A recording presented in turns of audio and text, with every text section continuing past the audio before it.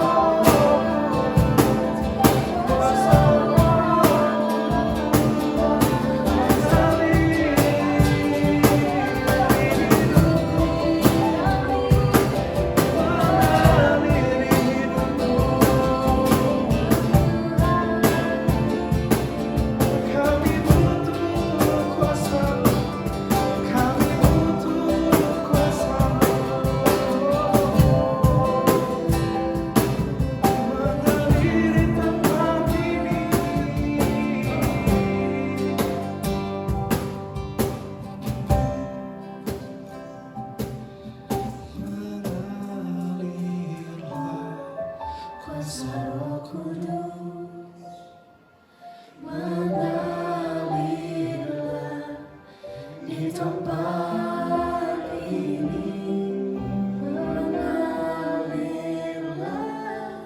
Roh Kudus, pulihkan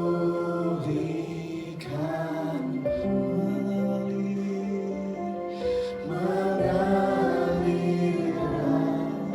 kuasa Roh Kudus, mengalirlah di tempat ini, mengalirlah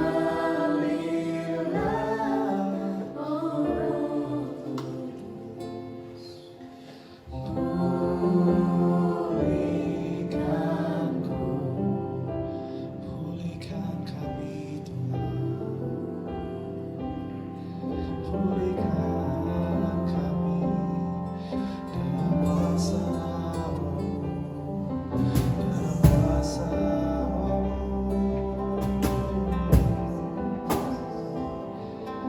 Pulihkan kami Tuhan,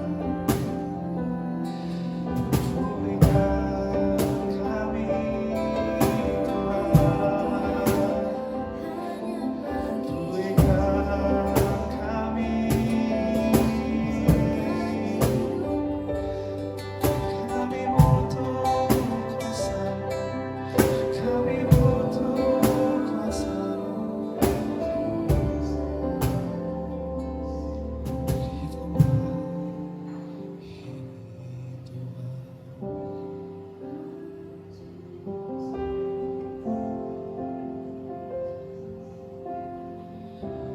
My Jesus, my Savior, Lord, there is none like you. All of my days, I want to praise the wonders of your mighty love. My comfort, my shelter, tower of refuge and strength. Let every breath, all that I am, never cease to worship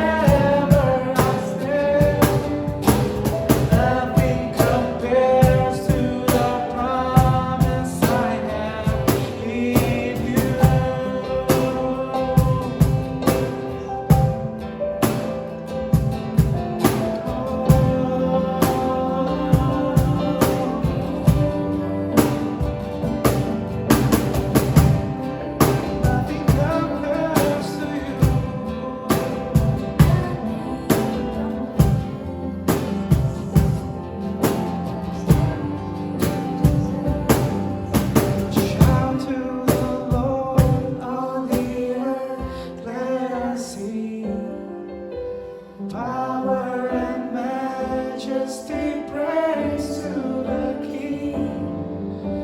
Mountains bow down and the seas will roar at the sound of your name. I sing for joy at the word of your hand. Forever I'll love you, forever I'll stand. Nothing compares to the promise I have in you. Nothing compares to the promise I have in you. To the promise I have in you.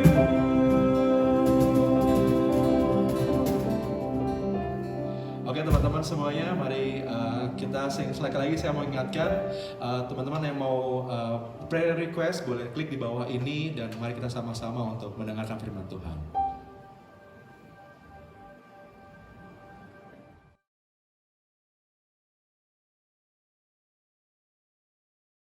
Hai guys, pada hari ini kita akan membahas sebuah firman Tuhan yang bertema Finding God in a Lost World, atau bertemu dengan Tuhan di tengah kekacauan dunia yang sedang kita hadapi ini teman-teman. Nah sebelum itu kita akan membahas tentang Yohanes 8. Mari saya mengajak teman-teman untuk membuka Alkitab, karena kita akan membaca Yohanes 8 ayat yang pertama sampai dengan 11 bersama-sama. Nah saya akan bacakan bagi teman-teman Yohanes 8 ayat yang pertama sampai dengan yang ke-11. Berbicara seperti ini. Tetapi Yesus pergi ke Bukit Zaitun. Pagi-pagi benar ia berada lagi di bait Allah, dan seluruh rakyat datang kepadanya. Ia duduk dan mengajar mereka. Maka ahli-ahli Taurat dan orang-orang Farisi membawa kepadanya seorang perempuan yang kedapatan berbuat zina. Mereka menempatkan perempuan itu di tengah-tengah. Lalu berkata kepada Yesus, "Rabi, perempuan ini tertangkap basah ketika ia sedang berbuat zina. Musa dalam hukum Taurat memerintahkan kita untuk melempari perempuan-perempuan yang demikian. Apakah pendapatmu tentang hal itu?" Mereka mengatakan hal itu untuk mencobai dia, supaya mereka memperoleh sesuatu yang menyalahkannya. Tetapi Yesus membungkuk lalu menulis dengan jarinya di tanah. Dan ketika mereka terus-menerus bertanya kepadanya, ia pun bangkit berdiri lalu berkata kepada mereka, "Barang siapa di antara kamu tidak berdosa, hendaklah ia yang pertama melemparkan batu kepada perempuan itu." Lalu ia membungkuk pula dan menulis di tanah. Tetapi setelah mereka mendengar perkataan itu, pergilah mereka seorang demi seorang, mulai dari yang tertua. Akhirnya tinggallah Yesus seorang diri dengan perempuan itu yang tetap di tempatnya. Lalu Yesus bangkit berdiri dan berkata kepadanya, "Hai perempuan, di manakah mereka? Tidak adakah seorang yang menghukum engkau?" Jawabnya, "Tidak ada Tuhan." Lalu kata Yesus, "Aku pun tidak menghukum engkau. Pergilah dan jangan berbuat dosa lagi mulai dari sekarang." Demikian firman Tuhan.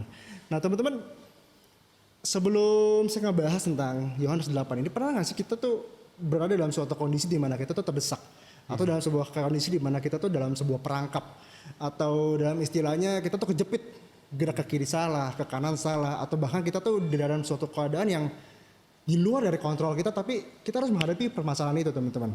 Maju mundur kena. Maju mundur kena.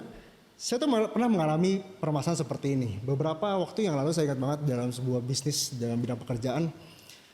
Tentu kita tahu di dalam sebuah pekerjaan itu selalu ada pesaing, atau ada orang-orang di luar sana yang selalu berusaha untuk lebih menang daripada kita, yang selalu berusaha di depan kita. Nah saya ingat betul beberapa kali itu kubu dari mereka atau kubu dari seberang ini berkali-kali mencoba untuk menjatuhkan perusahaan kami. Yang mereka lontarkan adalah fakta-fakta yang palsu. Mereka selalu membicarakan tentang gosip-gosip yang tidak benar, yang fakta-fakta yang benar-benar nggak ada buktinya, yang tidak bisa dipertanggungjawabkan. Dan mereka terus mengatakan hal-hal seperti itu kepada khalayak orang banyak dengan tujuan untuk menjatuhkan perusahaan kami. Tapi kami yakin dan percaya bahwa Tuhan selalu berada di pihak kita. Amin. Anehnya teman-teman, di waktu setiap kali mereka memperkatakan hal-hal seperti itu, di mana mereka membuat sebuah jebakan supaya kita bisa masuk dalam perangkap itu, pertolongan Tuhan itu nggak pernah terlambat untuk membantu perusahaan kami untuk bisa maju dengan mulus, gitu, tanpa adanya hambatan. So good. Benar-benar tangan Tuhan selalu menyertai perusahaan kami, sehingga hal itu tuh malapetaka itu tidak datang kepada perusahaan kami. Yes, teman-teman. amin. Nah, seperti hal itu juga kerap kali terjadi dalam kehidupan kita teman-teman. Kita yakin dan percaya bahwa kita hidup di dalam dunia yang dimana diajarkan bahwa hidup ini adalah sebuah perlombaan.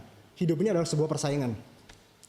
Dari pertama kali kita lahir, kita masuk dalam sekolah dasar, kita tahu bahwa bahkan di sekolah pun kita selalu disaingkan dengan murid-murid yang lain. Ranking, Nilai-nilai, kamu berapa sih nilai kamu ranking berapa di sekolah, kamu tuh posisi kamu di sekolah tuh urutan keberapa. Selalu kita dihadapkan dengan persaingan. Kita selalu tanya dari depan apa dari belakang. Nah, kita dari depan dari belakang. Mungkin dari kehidupan sosial kita mungkin yang sekarang lagi marak media sosial. Seberapa banyak followers yang kamu punya? Seberapa banyak impact yang bisa kamu bawa kepada dunia luar? Atau berapa banyak mobil yang kamu punya? Mobil apa yang kamu pakai pada hari ini? Seberapa banyak harta yang kamu miliki? Atau kamu tuh sekolah di mana sih? Kamu tuh lulusan mana sih? Kamu lulusan lokal. Saya tuh lulusan luar negeri loh. Begitu banyak orang tuh bersaing sedemikian rupa untuk bisa menjadi orang yang lebih baik, untuk bisa memiliki posisi yang lebih baik. Seolah-olah kehidupan kita ini adalah sebuah perlombaan, sebuah persaingan. Nah, tanpa kita sadari persaingan itu pun menjadi sebuah kebiasaan dalam kehidupan kita sehari-hari. Untuk mendapatkan pekerjaan tentunya kita mesti bersaing dengan orang-orang yang ingin mendapatkan pekerjaan juga. Untuk mendapatkan seorang pasangan hidup, tentu kita juga mesti bersaing dengan orang pribadi ya. pribadi. Dengan orang-orang yang mau mendapatkan pasangan kita juga. Atau untuk mendapatkan seorang sahabat atau seorang pertemanan, terkadang kita juga perlu ada persaingan. Kita gosipin orang yang satu, kita ngomongin orang yang ini, orang yang ono, hanya untuk membuat sebuah persahabatan yang seharusnya kita nggak bisa kita dapat tanpa melakukan hal seperti itulah. Hal seperti itu yang terkadang tuh mendrag kita, menarik kita dalam sebuah kondisi di mana mungkin kita nggak sadar atau mungkin kita sadar, kita menyudutkan orang lain di dalam sebuah sudut yang tidak nyaman. Kita membuat orang merasa terpojok. Kita membuat orang dalam situasi di mana dia tuh nggak bisa bergerak, di mana dia terjebak dengan kondisi yang sebenarnya mungkin kita perbuat secara sengaja atau tidak sengaja. Itu kalau pernah terjadi teman-teman dalam kehidupan setiap kita. Sebagai contoh mungkin yang tadi yang sudah saya alami, beberapa dari pesaing bisnis mereka mencoba untuk berkata-kata tentang hal-hal yang tidak jujur. Mereka melakukan segala hal, mereka menghalalkan segala macam cara untuk menjatuhkan perusahaan kita. Begitu banyak cara yang orang lakukan untuk bisa memenangkan perlombaan ini, untuk bisa memenangkan persaingan ini. Nah, yang menjadi kunci adalah Tuhan tidak pernah terlambat untuk membantu dan menolong orang-orang yang Dia kasih dan orang yang mengasihi. That's right. Teman-teman. Amen. Tuhan tidak pernah terlambat. Dalam kasus saya pun Tuhan tidak pernah terlambat untuk menolong perusahaan kami di mata orang-orang lain, atau di mata juri-juri lain, atau di mata pendapat dari pimpinan-pimpinan lain, sehingga kita bisa berjalan dengan apa adanya sekarang ini, teman-teman. Nah, hal itu terjadi pula di Yohanes 8. The winner is always the truth. Kemenangan itu selalu di pihak yang benar. Wow. Seperti halnya di Yohanes 8 ini, teman-teman. Suatu cerita yang menurut saya cukup menarik. Nah, dalam Yohanes 8 ini saya membagi tokoh menjadi 4 karakter. Yang pertama itu adalah wanita sebagai korban dari cerita ini. Lalu ada orang-orang ahli Taurat atau orang-orang Farisi yang melakukan penjatuhan atau melakukan penuduhan itu. Lalu ada orang khalayak banyak yang menjadi penonton pada saat itu. Lalu ada Yesus yang tentunya menjadi penolong. Nah, di Yohanes 8 ceritanya begini, teman-teman. Pada suatu hari Yesus lagi berjalan di Bukit Zaitun. Dikatakan pada firman Tuhan pagi-pagi betul. Tuhan Yesus mampir ke bait suci, lalu Dia mengajar seluruh rakyat di tempat itu. Nah, di tengah-tengah mungkin Yesus sedang dikelilingi oleh rakyat. Datanglah orang-orang ahli Taurat dan Farisi membawa seorang wanita yang sedang kedapatan berzina, tertangkap basah berzina. So ketika mereka bawa itu, mereka meletakkan wanita ini di tengah-tengah khalayak orang banyak itu. Dan kita semua tahu bahwa cerita ini sengaja dibuat oleh ahli Farisi atau ahli-ahli Taurat untuk menjatuhkan Yesus juga sebenarnya. Nah, kita tahu pada saat itu yang Yesus lakukan adalah, barang siapa di antara kamu yang tidak pernah melakukan dosa, hendaklah ia yang pertama kali melemparkan batu itu pada wanita ini. So teman-teman, ada sebuah kejadian yang unik di dalam conversation ini, di mana kejadian ini benar-benar sebuah setup, sebuah jebakan yang memang sudah dirancang oleh ahli Farisi atau ahli Taurat, baik untuk Yesus ataupun untuk wanita ini. Dari segala sisi yang kita lihat, cukup aneh kalau yang dibawa untuk diadili itu hanya seorang perempuan. Seharusnya tindakan berzina itu adalah laki-laki dan perempuan. Tapi kenapa cuma wanita saja yang dibawa dalam peradilan ini? Di mana sosok laki-laki yang yang seharusnya diadili juga. Ya tertangkap Iya, bersama ya. itu adalah suatu hal yang visi atau suatu hal yang mencurigakan. Kenapa nggak ada sosok pria yang dibawa pada saat itu? Dan ini menjadi suatu hal yang menurut saya kerap kali orang dunia tuh pakai gitu untuk menjebak anak-anaknya Tuhan, untuk menjebak orang-orangnya Tuhan. Walaupun pada saat itu mungkin si wanita ini pun melakukan kesalahan, walaupun dia tidak berjaga-jaga pada saat itu. Tapi kerap kali permasalahan itu datang sedemikian rupa dalam kehidupan kita, teman-teman. Nah, dari cerita ini ada beberapa sudut pandang yang bisa kita tangkap. Finding God in a lost world is a very beautiful things. Bertemu dengan Tuhan di tengah hiruk pikuk, di tengah kesempitan situasi kita, di tengah terjebaknya situasi kita, itu hal yang sangat luar biasa. Tapi jangan sampai ini kita malah jadi orang-orang yang berada di dunia yang tersesat itu, atau kita menjadi bagian daripada orang-orang yang melakukan penyesatan itu. Jangan sampai seperti itu, teman-teman. Nah, sudut pandang pertama yang bisa kita dapat itu adalah sudut pandang kita sebagai wanita atau sebagai korban itu. Pertama, kita harus berjaga-jaga, teman-teman. Tuhan berkata dalam firman bahwa iblis itu nggak tinggal diam. Right. Dia selalu berkeliling di sekitar kita dan menunggu waktu yang tepat untuk menjatuhkan kita. Dia selalu berada di sekitar kita dan menunggu waktu yang tepat untuk menjatuhkan kita. So tugas kita yang pertama itu adalah kita bisa berjaga-jaga. Karena kita nggak pernah tahu kapan waktunya iblis itu untuk menyerang kita atau menjatuhkan kita atau memasukkan kita dalam jerat penangkap burung. Yang wanita ini rasakan pada saat itu adalah jerat penangkap burung, teman-teman. Dia masuk dalam sebuah perangkap yang mungkin dia nggak sadar hal itu akan terjadi, atau mungkin hal itu terjadi tanpa sengaja gitu, yang dirasakan. Tapi itu yang dirasakan. So bagi kita teman-teman, pertama yang harus kita lakukan adalah berjaga-jaga untuk menjaga kekudusan kita masing-masing. Lalu sudut pandang yang kedua yang saya pelajari adalah ketika kita menjadi seorang ahli Taurat itu, atau kita menjadi orang-orang ahli Farisi, janganlah kita dengan mudah itu menghakimi orang-orang lain dengan tolak ukur yang kita pakai, atau jangan kita melakukan segala sesuatu itu dengan menghalalkan segala cara yang salah. Teman-teman tahu bahwa hal-hal yang kita lakukan itu bisa berbalik kepada kita sendiri. Sebagai contoh, sebagai ahli Taurat dalam Imam Farisi ini, dia bertujuan dan berinisiatif untuk menjatuhkan perempuan itu dan Yesus. Tapi alih-alih malah Yesus membela wanita ini, dan fakta menyebabkan mereka yang dipermalukan di depan orang banyak. Malah seperti bumerang yang membalik menyerang diri mereka sendiri. Nah, hal itulah yang perlu kita pelajari, teman-teman, bahwa perbuatan kita itu bisa berdampak kepada diri kita sendiri juga, diri kita sendiri ataupun kepada orang lain. Sebagai contoh seperti ini. Dikatakan pada waktu pagi hari mereka semua berkumpul untuk mendengarkan firman Tuhan. Ketika Farisi dan ahli-ahli Taurat ini datang dan mengintervensi mereka dengan sebuah konflik atau sebuah permasalahan, dan mereka mengompori permasalahan itu, fokus daripada orang banyak ini bukan lagi kepada Yesus, tapi kepada permasalahan yang dibawa oleh ahli Taurat ini.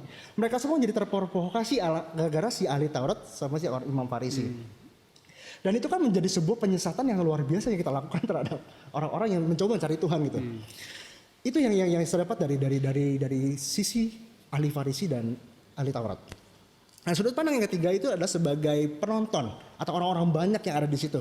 Nah, ini kerap kali kejadian seperti ini kita berada di posisi penonton, teman-teman. Mungkin beberapa di antara kita jaranglah mengalami desakan atau dalam masa-masa terperangkap.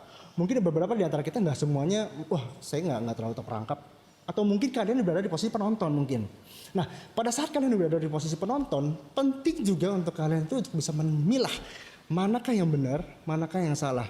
Jangan sampai kamu tuh teralih fokusnya, terprovokasi dengan hal-hal yang salah. Dan akhirnya kamu kehilangan berkat Tuhan. Yang tadi kamu bisa menerima kebenaran firman Tuhan, tapi kita karena terprovokasi atau terjumus, kita malah jadi salah fokus gitu, teman-teman. Mereka itu jadi kayak apa ya, kehilangan kesempatan lah untuk bisa mendapatkan kebenaran firman Tuhan. Firman Tuhan dalam Roma yang 12 berkata begini, janganlah kamu menjadi serupa dengan dunia, tapi berubahlah dengan pembaharuan budimu supaya kamu mengenal kehendak Allah yang mana yang baik dan mana yang sempurna. So teman-teman, di tengah permasalahan hidup ini, di tengah masalah COVID-19, di tengah permasalahan apapun yang melanda kita, di dalam kekacauan dunia apapun yang sedang kita jalani sekarang ini, yang pertama kita harus berhati-hati, teman-teman. Kita harus berjaga-jaga, jangan sampai kita salah langkah.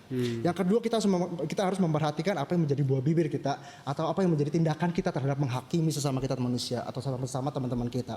Lalu yang ketiga, jangan mudah kita untuk terprovokasi Perbanyak baca firman Tuhan, karena itulah yang menjadi kebenaran. Dan kebenaran itulah yang akan membenarkan kita. Kebenaran itu yang akan memerdekakan saudara. Wow. So teman-teman, tetap percaya, stay positif di tengah-tengah permasalahan ini, dan percaya bahwa Tuhan berada di atas situasi kita, teman-teman. Wow, so good. Ya, teman-teman, hari ini our topic is finding God in a lost world. Yes. Dan sungguh dalam keadaan kita yang hari ini, banyak daripada kita itu rasanya dunia ini kacau. Imagine the last time we check, bicara hampir 2 juta orang yang terdampak daripada COVID-19. I mean itu sesuatu yang luar biasa sekali. Dan dunia menjadi bingung apa yang benar, apa yang nggak benar. But there is one and only one truth, seperti yang dikatakan oleh Brian, yaitu Yesus. Yes. And if the Son sets you free, you are free indeed. Yes, betul. Dan hari ini kita akan ambil perjamuan sama-sama. Dalam perjamuan saya mau mengajak kita semua yang di rumah yang sedang berpartisipasi dalam ibadah online ini untuk mempersiapkan anggur dan mempersiapkan roti, mungkin itu biskuit atau sirup, it's okay.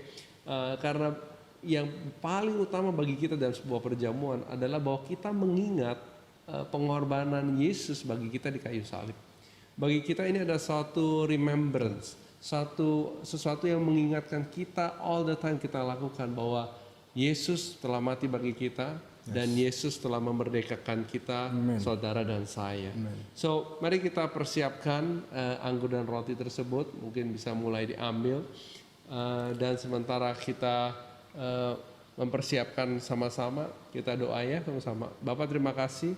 Kami mau masuk ke perjamuan, biar Tuhan sendiri yang mensucikan, kuduskan teman-teman yang di rumah dan di tempat ini Tuhan, apapun yang kami gunakan, biar Tuhan sungguh kami diingatkan betapa Tuhan baik dalam hidup kami dan betapa Tuhan telah mati bagi hidup kami supaya kami bisa hidup kekal dan selamanya. Terima kasih Bapak, dalam nama Yesus, amin. Mari saudara, kita akan masuk ke dalam perjamuan. Mungkin saya undang untuk teman-teman sekalian, kita bisa sama-sama di tempat ini. Silakan.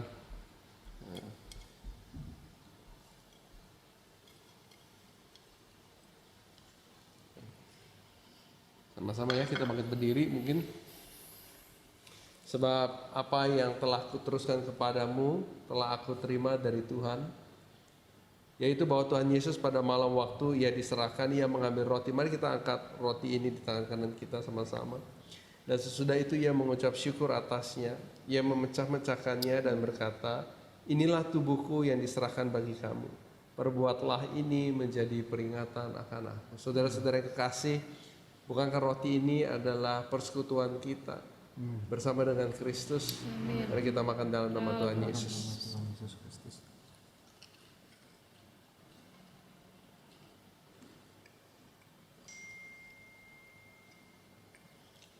Mari kita angkat cawan ini di tangan kanan kita. Demikian juga ia mengambil cawan sesudah makan lalu berkata, cawan ini adalah perjanjian baru yang dimeteraikan oleh darahku. Perbuatlah ini setiap kali kamu meminumnya menjadi peringatan akan aku. Saudara, waktu kita minum cawan ini, dimanapun saudara berada, saya mau ingatkan bahwa firman Tuhan mengatakan oleh karena bilur-bilurnya kita telah menjadi sembuh. Setiap kesalahan kita dipikulnya, tapi juga setiap sakit penyakit kita juga telah disembuhkan. So, waktu kita minum ini, saya mau saudara percaya, imani sepenuhnya bahwa Yesus, bilur-bilur Yesus telah menyembuhkan saudara dan saya. Bukan hanya situasi jasmani, mungkin ada yang sakit di rumah. You know, God will heal you. God already, Tuhan sudah menyembuhkan saudara. Tapi juga mungkin dalam relationship saudara, dalam hubungan saudara hari-hari ini bersama dengan keluarga, saudara, kakak beradik. Mungkin ada hubungan yang sakit.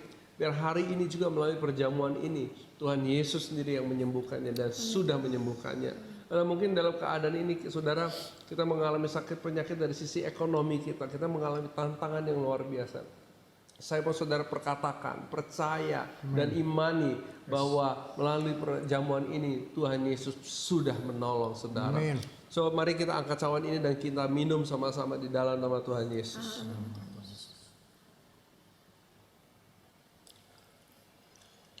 Mari saudara, kita belajar untuk mengucapkan terima kasih Terima kasih Tuhan Yesus. Terima kasih. Ucapkan terima kasih. Terima kasih Tuhan untuk pengorbananmu. Terima kasih Tuhan untuk apa yang Tuhan lakukan bagi hidup kami. Thank you Lord Jesus. Terima kasih Tuhan. Tuhan telah menyembuhkan kami. Amin. Sakit penyakit jasmani kami Tuhan Amin. sembuhkan. Sakit Amin. penyakit secara relationship sudah disembuhkan. Amin. Tuhan sakit penyakit ekonomi Tuhan sudah tolong kami. Amin. Tuhan kami perkatakan biar sungguh Allah kami Allah yang luar biasa Amin. dan pengorbanannya bagi hidup kami Amin. sungguh memerdekakan kami semuanya.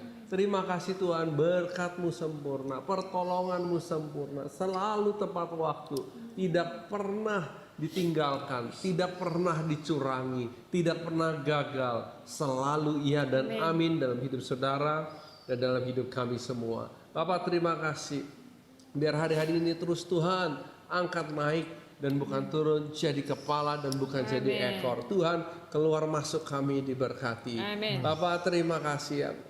Saya hanya teringat satu hal dan I want to share this with you. Saya ingat waktu kejadian Lazarus. Yesus waktu mendengar cerita mengenai Lazarus, satu kata yang Yesus katakan, it is not final. Ini bukan sesuatu yang final. Tapi ini akan menjadi sesuatu yang memuliakan nama Tuhan. Amin. Saya mau perkatakan dalam hidup saudara dan dalam hidup kita semua. Apapun yang saudara saat ini alami dalam hidup kita, tantangan sebesar apapun.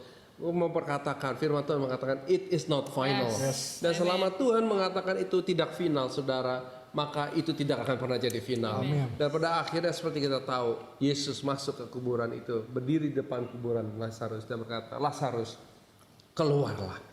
Dan begitu juga dengan kehidupan saudara hari-hari ini. Dalam segala situasimu, mungkin udah 4 hari kelihatannya nggak memungkinkan, tapi biarlah hari ini melalui perjamuan ini kita diingatkan, Lazarus bangkitlah dalam nama Tuhan Dalam nama Yesus. Tuhan Yesus. Tuhan terima kasih. We wanna receive. Kami mau terima. Kami mau imani. Kami mau perkatakan. Kami mau percaya bahwa it is not final. Yes, Lord. Tapi biarlah Tuhan berkat-Mu dicurahkan sempurna atas setiap daripada kami. Terima kasih Bapak. Biar damai sejahtera-Mu, sukacita, pengharapan daripada Tuhan Yesus yang tidak pernah mengecewakan menyertai kita semua mulai dari siang hari ini sampai Tuhan menjemput kita semua kembali. Dalam nama Yesus semua katakan Amin. Amin. Guys, it's so good. Hari ini kita dilayani oleh Brian.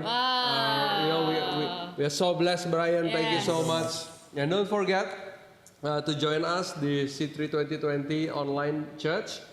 Dan juga daily devotion, right? Yes. Daily devotion setiap Setiap Senin sampai dengan setiap Sabtu hari Senin dan Sabtu jam 20. pukul 20 lewat 20 di Instagram 2020 Community. And don't forget to subscribe di YouTube channel supaya saudara always updated. Well, that's all for us. Yes. Happy Sunday. Happy Sunday. God bless God you. bless you.